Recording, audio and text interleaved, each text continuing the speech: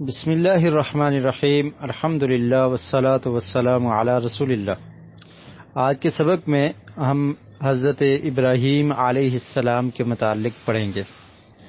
ابراہیم علیہ السلام کا نام و نسب اور ان کی بعثت اور والد کو دعوت توحید یہ تمام ہم پڑھیں گے، لیکن آج صرف ابراہیم علیہ السلام کا نسب نامہ اس کے متعلق جو تاریخی کتابوں میں یا اسی طرح انجیل وغیرہ میں جو نسب نامہ لکھا ہوا ہے وہ اس طرح سے ہے۔ کتاب پیدائش اس کا باب ہے 11 نمبر، اس میں ابراہیم علیہ السلام کا نسب اس طرح سے لکھا ہے: ابراہیم بن تارخ بن ناحور بن ساروغ بن راغو بن فالح بن عابر بن شالح بن ارفخشد بن سام بن نوح علیہ السلام۔ تو اہل کتاب کی کتاب بائبل میں اسی طرح لکھا ہوا ہے۔ تو اہل کتاب کی جو روایات ہیں یا بائبل وغیرہ میں اس میں درست بھی ہو سکتا ہے اور اس میں غلطی کا اندیشہ بھی موجود ہے، کیونکہ اس میں تحریف ہو چکی ہے۔ تو بہرحال وہاں سے یہ نسب نامہ لیا گیا ہے اور انہوں نے اس طرح سے لکھا ہے۔ تو اہل کتاب کی جو روایات ہیں اور خاص کر کے جن کو تفسیر میں اسرائیلیات کہا جاتا ہے، تو اس کے بارے میں نہ ان کی تکذیب کی جائے گی اور نہ ہی ان کی تصدیق کی جائے گی۔ تکذیب یعنی ان کو جھٹلایا نہیں جائے گا کہ میں بھی شاید یہ ٹھیک ہوں، اور تصدیق بھی 100% ہم نہیں کہہ سکتے کیونکہ اس میں غلطی کا اندیشہ بھی موجود ہے۔ جبکہ قرآن و سنت کی جو روایات ہیں یعنی قرآن کی نصوص اور نبی کریم صلی اللہ علیہ وسلم کے فرامین، تو ان کی تصدیق ہی کی جائے گی کیونکہ ان کی گارنٹی موجود ہے: اِنَّا نَحْنُ نَزَّلْنَا الذِّكْرَ وَإِنَّا لَهُ لَحَافِظُونَ کہ اللہ تعالی نے قرآن مجید میں وحی کے متعلق ارشاد فرمایا کہ بے شک ہم نے اس کو نازل کیا ہے اور ہم ہی اس کی حفاظت کرنے والے ہیں۔ اس لیے قرآن مجید ایک ایسی کتاب ہے کہ جس میں کوئی شک و شبہ کی گنجائش نہیں ہے۔ تو یہ نسب نامہ جو ہے یہ ابراہیم علیہ السلام کا نسب یہ اہل کتاب کی کتاب بائبل سے لیا گیا ہے۔ قرآن مجید میں حضرت ابراہیم علیہ السلام کے والد کا نام اس طرح سے بیان ہوا ہے۔ سورہ انعام اس کی آیت نمبر 64 میں ارشاد باری تعالیٰ ہے: وَإِذْ قَالَ إِبْرَاهِيمُ لِأَبِيهِ آزَرَ أَتَتَّخِذُ أَصْنَامًا آلِهَةً إِنِّي أَرَاكَ وَقَوْمَكَ فِي ضَلَالٍ مُبِينٍ۔ اور جب کہا ابراہیم علیہ السلام نے لِأَبِيهِ اپنے باپ آزر سے، أَتَتَّخِذُ أَصْنَامًا آلِهَةً کہ کیا تم بتوں کی عبادت کرتے ہو، بتوں کو تم نے معبود بنا رکھا ہے؟ بے شک میں تجھے اور تیری قوم کو صریح گمراہی میں دیکھتا ہوں۔ تو اس سے معلوم ہوتا ہے کہ حضرت ابراہیم علیہ السلام کے والد کا نام آزر تھا۔ حضرت عبداللہ بن عباس رضی اللہ تعالی عنہما سمیت اکثر علماء نسب کا کہنا ہے کہ اس کا نام تارخ تھا، اور اہل کتاب تارخ یعنی خا کے ساتھ کہتے ہیں، اور بعض علماء نے کہا ہے کہ یہ آزر اس بت کا نام ہے جس کی وہ پوجا کیا کرتا تھا، تو اس وجہ سے اسے بھی آزر کہنے لگے۔ امام ابن جریر رحمۃ اللہ علیہ نے فرمایا ہے کہ صحیح یہ ہے کہ اس کا نام آزر تھا، کیونکہ قرآن مجید میں نام آزر ہے، تو اس لیے فرماتے ہیں ابن جریر رحمۃ اللہ علیہ کہ صحیح یہ ہے کہ اس کا نام آزر تھا۔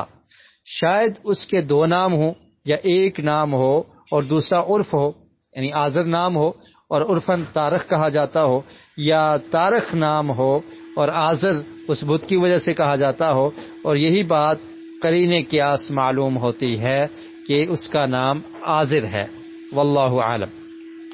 اسی طرح عظیم مورخ ابن عساکر تاریخ ابن عساکر میں نقل کرتے ہیں حضرت اکرمہ رضی اللہ تعالی رحمۃ اللہ علیہ کا یہ قول کہ انہوں نے فرمایا کہ حضرت ابراہیم علیہ السلام کی کنیت ابو ذیفان تھی۔ ابو ذیفان کا مطلب ہے کہ مہمانوں والا، مہمان نواز، تو یہ ان کی کنیت تھی۔ مورخین فرماتے ہیں کہ تارخ کی عمر یعنی ابراہیم علیہ السلام کے جو والد تھے اس کا نام تارخ تھا اور اس کی عمر 75 سال تھی جب اس کے ہاں ابراہیم علیہ السلام پیدا ہوئے، اور ان کے علاوہ ناحور اور ہاران بھی تارخ کے بیٹے تھے، اور ہاران کے بیٹے ان کا نام تھا لوط علیہ السلام۔ اور مورخین یہ بھی کہتے ہیں کہ حضرت ابراہیم علیہ السلام اپنے والد کے درمیانے بیٹے تھے۔ ہاران کی وفات اس کے باپ کی زندگی میں اسی علاقے میں ہو گئی تھی جہاں وہ پیدا ہوا، اور وہ کلدانیوں کا علاقہ یعنی بابل کی سرزمین تھی۔ تو ہاران کی وفات اپنے باپ کی زندگی میں ہی ہوگی، اور وہ علاقہ تھا بابل۔ اور تاریخ اور سیرت کے مصنفین کے ہاں یہی بات مشہور ہے۔ ابن عساکر رحمۃ اللہ علیہ نے بھی اس کی تائید کرتے ہوئے کہا ہے کہ صحیح بات یہ ہے کہ آپ بابل میں پیدا ہوئے، کوسی بابل میں پیدا ہوئے۔ حضرت ابراہیم علیہ السلام کی شکل و صورت کے بارے میں کچھ روایات ملتی ہیں۔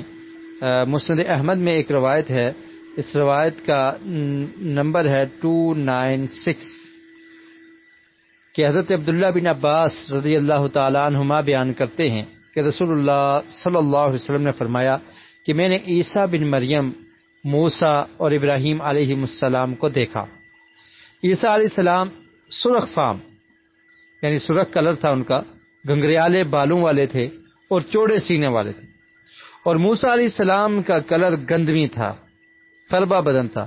صحابہ کرام رضوان اللہ علیہم اجمعین نے عرض کیا، اے اللہ کے رسول، ابراہیم علیہ السلام کے بارے میں بتائیے، تو آپ نے فرمایا کہ اپنے ساتھی محمد صلی اللہ علیہ وسلم کو دیکھ لو، یعنی ابراہیم علیہ السلام کی شکل نبی کریم صلی اللہ علیہ وسلم سے ملتی جلتی تھی۔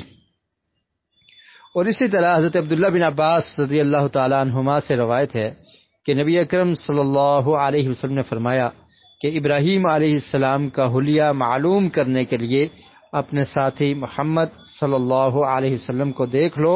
موسیٰ علیہ السلام گنگریالے بالوں والے، گندمی رنگت کے تھے، سرخ اونٹ پر سوار تھے جس کی نکیل کھجور کے پتوں کی تھی، اور وہ منظر میرے تصور میں محفوظ ہے، گویا میں انہیں دیکھ رہا ہوں کہ وادی کے نشیب میں اتر رہے ہیں۔ صحیح البخاری میں یہ روایت موجود ہے، اس کا نمبر ہے 3355۔ تو اس میں بھی اس روایت میں بھی حضرت ابراہیم علیہ السلام کے حلیے کے بارے میں یہ ارشاد فرمایا کہ جیسے محمد رسول اللہ صلی اللہ علیہ وسلم کا حلیہ ہے تو ابراہیم علیہ السلام کی شکل و شباہت بھی ان سے ملتی تھی۔ حضرت ابراہیم علیہ السلام نے حضرت سارہ سے نکاح کیا علیہ السلام۔ حضرت سارہ علیہ السلام بانجھ تھی، ان کے ہاں اولاد نہیں ہوتی تھی۔ تارخ یعنی ابراہیم علیہ السلام کا جو والد تھا، انہوں نے اپنے بیٹے ابراہیم، ان کی بیوی حضرت سارہ علیہ السلام اور اپنے پوتے لوط علیہ السلام، یہ ہاران کے بیٹے تھے، کو لے کر کلدانیوں کی سرزمین سے کنعانیوں کے علاقے کی طرف روانہ ہو گئے۔ حضرت ابراہیم علیہ السلام، حضرت لوط علیہ السلام، ابراہیم علیہ السلام کی زوجہ سارہ علیہ السلام اور ان کے والد یہ کنعانیوں کے علاقے کی طرف روانہ ہو گئے۔ وہ لوگ حران کے مقام پر رہائش پذیر تھے، وہاں تاریخ 250 سال کی عمر میں فوت ہو گیا۔ 250 سال کی عمر میں تارخ فوت ہوا، تو اس سے معلوم ہوتا ہے کہ ابراہیم علیہ السلام حران میں پیدا نہیں ہوئے بلکہ کلدانیوں کے ملک میں پیدا ہوئے جو بابل اور قرب و جوار کے علاقے پر مشتمل تھا۔ پھر وہ کنعانیوں کی سرزمین کی طرف روانہ ہوئے، یہی علاقہ بیت المقدس کا علاقہ ہے۔ راستے میں وہ حران میں ٹھہرے جو اس زمانے میں کلدانیوں کے ملک میں شامل تھا۔ وہ جزیرہ اور شام میں بھی تھا، جزیرہ اور شام میں بھی رہے۔ یہ لوگ یعنی کلدانی لوگ جو تھے 7 ستاروں کی عبادت کرتے تھے۔ جن لوگوں نے دمشق کا شہر بسایا وہ بھی اسی مذہب کے پیروکار تھے، اور وہ قطب شمالی کی طرف منہ کر کے کئی طرح کے الفاظ اور اعمال کے ذریعے سے 7 ستاروں کی پوجا کیا کرتے تھے۔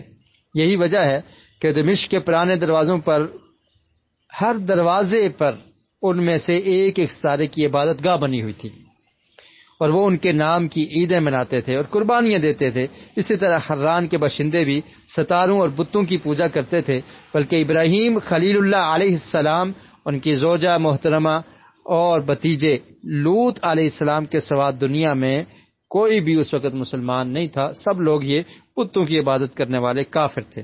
تو اللہ تعالیٰ نے حضرت خلیل الرحمن ابراہیم علیہ السلام کے ذریعے سے اس باطل اور گمراہی کو ختم کیا۔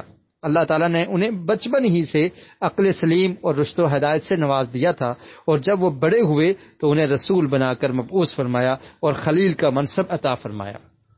قرآن مجید میں سورہ انبیاء میں اللہ رب العالمین نے ارشاد فرمایا وَلَقَدْ آتَيْنَا إِبْرَاهِيمَ رُشْدَهُ مِنْ قَبْلُ وَكُنَّا بِهِ عَالِمِينَ، کیا ہم نے ابراہیم کو پہلے سے ہدایت عطا فرمائی تھی اور ہم اسے جانتے تھے۔